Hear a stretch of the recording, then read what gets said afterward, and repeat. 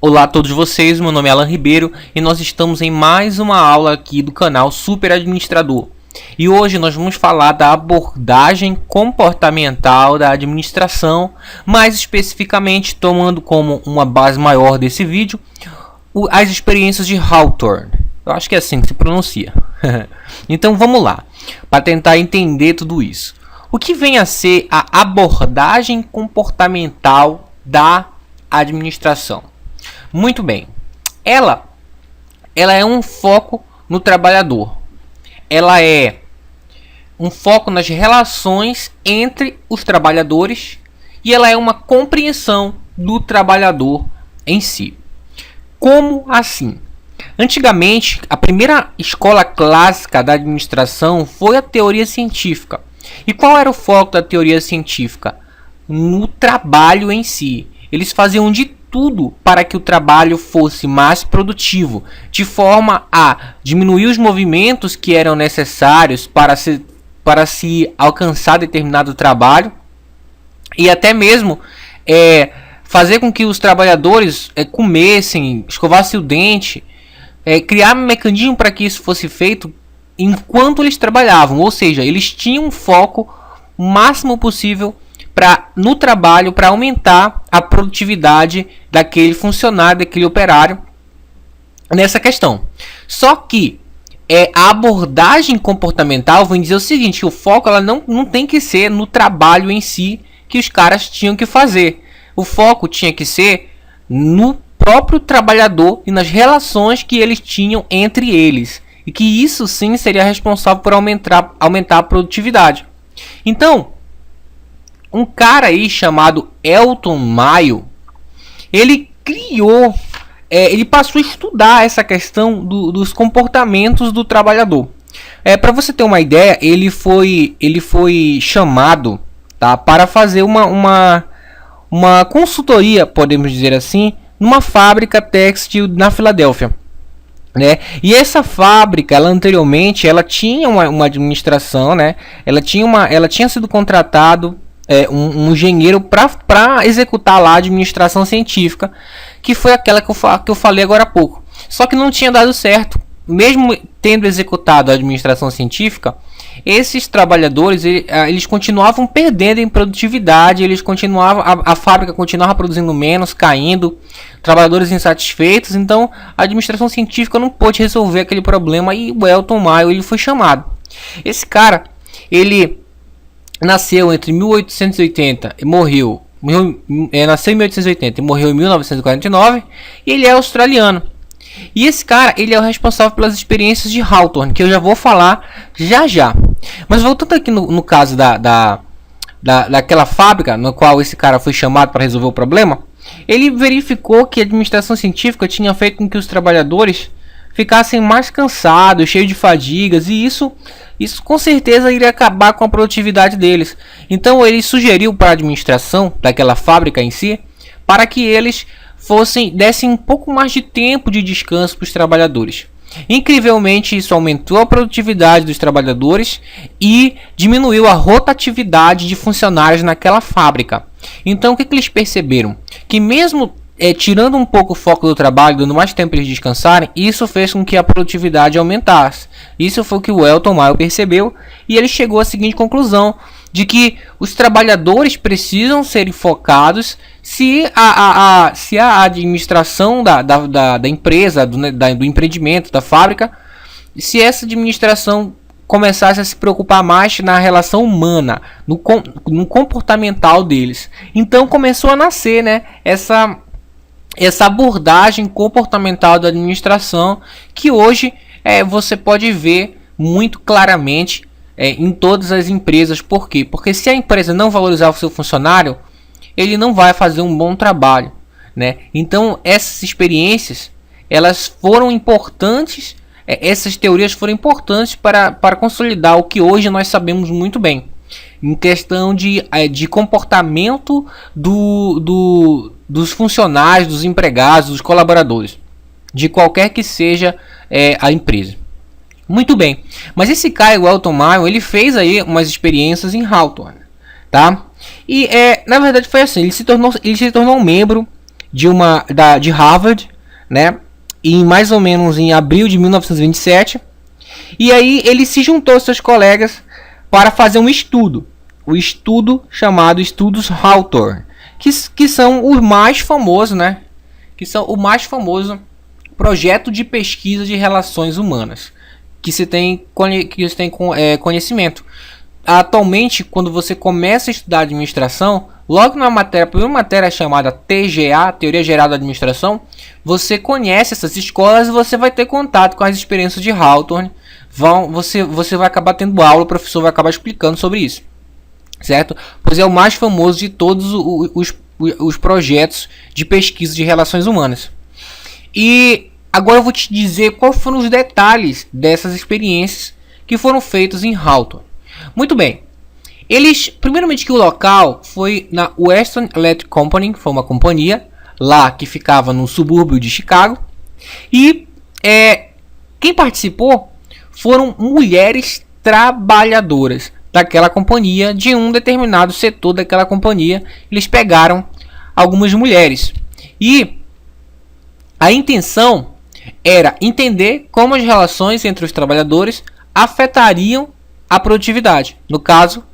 Nesse caso específico, a relação entre as trabalhadoras, né? Então, como é que foi feito esse estudo? Muito bem. Ele separou em 2 grupos de mulheres. Pegaram as trabalhadoras daquela fábrica e separaram em 2 grupos de mulheres. Um grupo iria trabalhar com uma iluminação constante, uma iluminação que não ia ser alterada. E o segundo grupo ia trabalhar com diferenças de luz, ou seja, a iluminação uma hora iria estar boa, outra hora ia estar ruim, outra hora ia estar boa, outra hora ia estar ruim, ia ser bem variado, né? Então, o que eles perceberam com esse teste, né? Com essas experiências, separando esses 2 grupos de mulheres? Eles perceberam que no grupo 2 a produtividade aumentava. Então, olha só. Veja que o grupo 2 ele trabalhava com diferença de luz. Quer dizer, uma hora a iluminação estava de um jeito, outra hora a iluminação estava de outro. Mesmo assim, dentro desse grupo, a produtividade aumentava. Então foi constatado que não existia relação entre iluminação e produtividade. Quer dizer, uma coisa não afetava a outra. Certo? Mas por que isso acontecia? E aí eles foram entrevistar, né, as trabalhadoras para entender como era possível, se havia tanta diferença na variação de luz nesse segundo grupo, por que mesmo assim acontecia o aumento da produtividade naquele grupo 2. Então, eles chegaram à conclusão, através das entrevistas que fizeram com essas trabalhadoras, que a sala de testes era agradável para se trabalhar. Sendo a sala de testes agradável para se trabalhar, então as trabalhadoras conseguiam trabalhar melhor. Eles também viram que o relacionamento entre as trabalhadoras e o supervisor era mais relaxado por causa do teste. Como era um teste e elas sabiam que era um teste, então eles não se sentiam tão pressionados, o supervisor não ficava tanto em cima, pegando no pé, pressionando, e por causa disso a produtividade também aumentava. E elas também acreditavam estar participando de uma experiência útil. Como, por exemplo, botou aqui, essa experiência está acontecendo comigo e ela vai servir para alguma coisa importante na humanidade. E isso me faz me sentir muito bem. Então, essa crença que elas tinham de participar de algo útil fazia com que a produtividade aumentava, né? E isso foi chamado de efeito Hawthorne. Por quê? Porque é o seguinte... as pessoas elas reagem diferente quando estão sendo observadas. Esse é o efeito Hawthorne.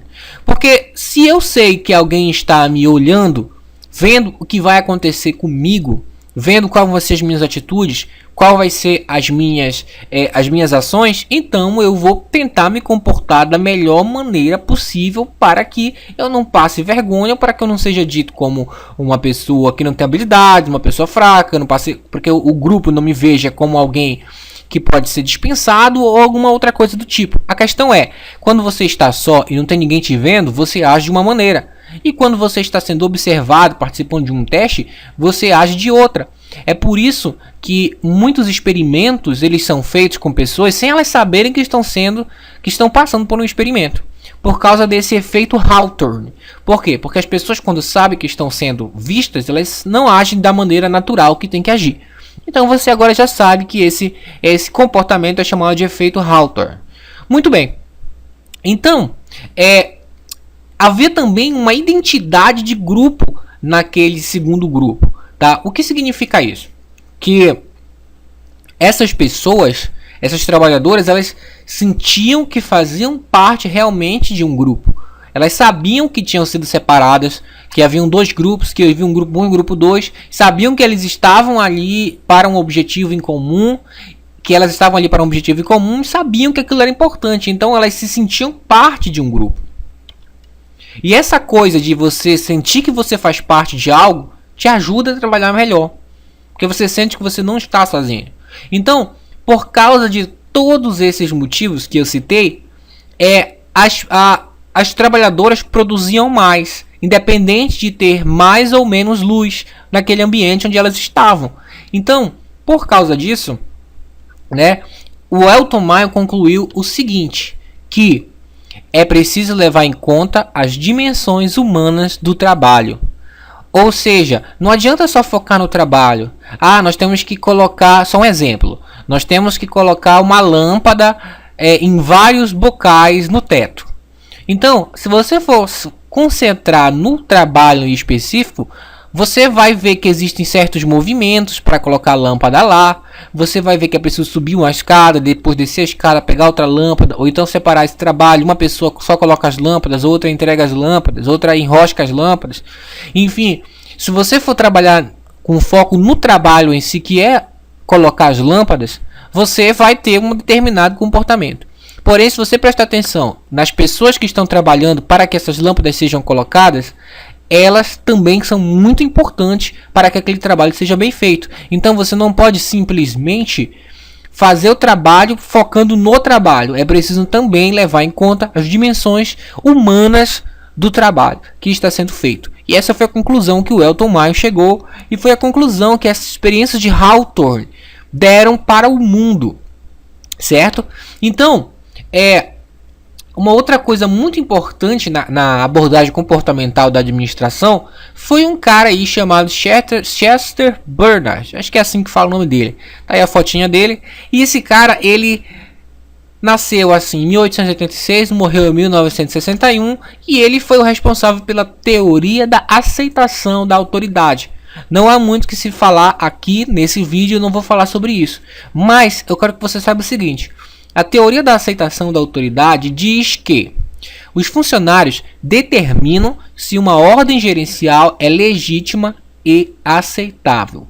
Ou seja, que os funcionários, por conta do seu comportamento humano, como você viu anteriormente, que o Elton Mayo chegou a essa conclusão, que o comportamento humano afeta a produtividade, então os funcionários, eles recebem, se eles receberem uma determinada ordem, eles têm como determinar se aquilo ali foi legítimo e aceitável, se aquilo ali eles concordam com aquilo, tá? Então, tipo assim, para alguém exercer autoridade sobre os funcionários têm que determinar se essa autoridade é boa ou não, e eles fazem isso mentalmente e fazendo escolhas, às vezes conscientes, às vezes inconscientes, a respeito disso.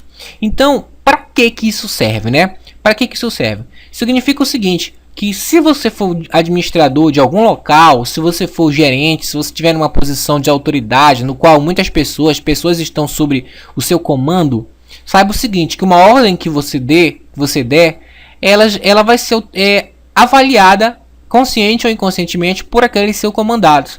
Ou seja, se você não levar em consideração que a sua ordem precisa estar dentro dos padrões de aceitação desses funcionários, eles não vão executá-las corretamente. É preciso que esses funcionários vejam a sua ordem como um objetivo a ser alcançado não só para a organização, não só para você, mas também para eles. Tanto que a definição de administração é fazer coisas com e através das pessoas para alcançar os objetivos da organização e das pessoas.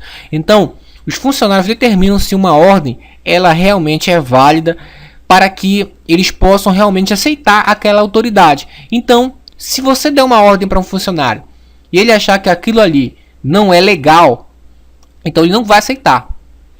Para que a autoridade seja exercida, os funcionários têm que aceitar essa autoridade e aceitar essas ordens como sendo legítimas de aceitação.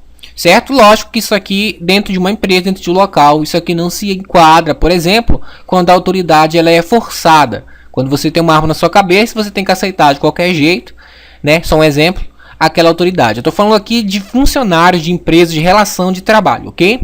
Muito bem. Então é isso, e eu espero que você tenha entendido essa questão da abordagem comportamental da administração, principalmente dos efeitos do efeito Hawthorne, das experiências de Hawthorne que determinaram a abordagem que entre as relações humanas dentro do trabalho.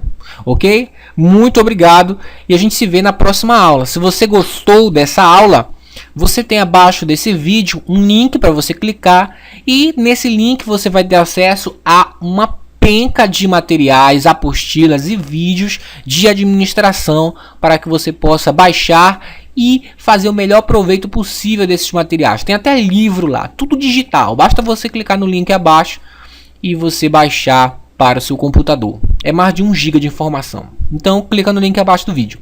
Até a próxima!